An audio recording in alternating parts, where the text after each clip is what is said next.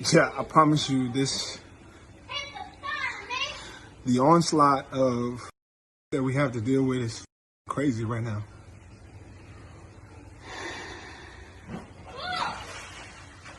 Drew Brees, if you don't understand how hurtful, how insensitive your comments are, you are part of the problem. To think that because your grandfathers served in this country and you have a great respect for the flag, that everybody else should have the same ideals and thoughts that you do is ridiculous. And it shows that you don't know history. Because when our grandfathers fought for this country and served, and they came back, they didn't come back to a hero's welcome. They came back and got attacked for wearing their uniforms. They came back to racism, to complete violence. And then here we are in 2020 with the whole country on fire. Everybody witnessing a black man dying being murdered at the hands of the police with his just in cold blood for everybody to see. The whole country is on fire. And the first thing that you do is criticize one's peaceful protest. That was years ago when we were trying to signal a sign for help and signal for our allies and our white brothers and sisters, the people we considered to be friends, to get involved.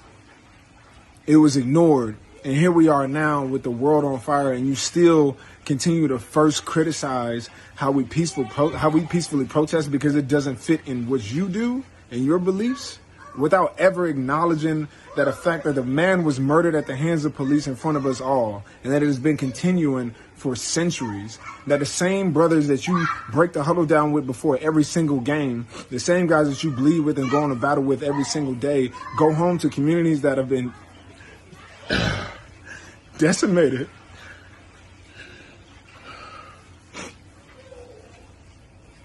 Drew, unfortunately,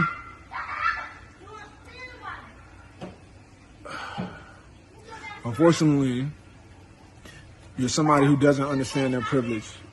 You don't understand the potential that you have to actually be an advocate for the people that you call brothers. You don't understand the history and why people like me, people with my skin color, whose grandfather fought for this country, who served, and I still protested not against the national anthem, but against what was happening in America and what the fabric of this country is for, or stands for. If you don't understand that other people experience something totally different than you,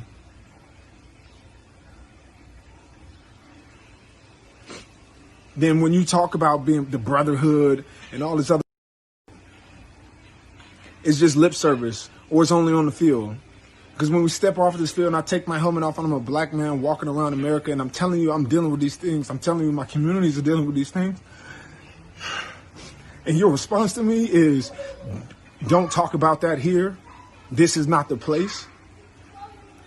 Drew, where is the place, Drew? I'm disappointed. I'm hurt. Because while the world tells you that you're not worthy, that your life doesn't matter, the last place you want to hear from are the guys that you go to war with and that you consider to be allies and to be your friends. Even though we're teammates, I can't let this slide.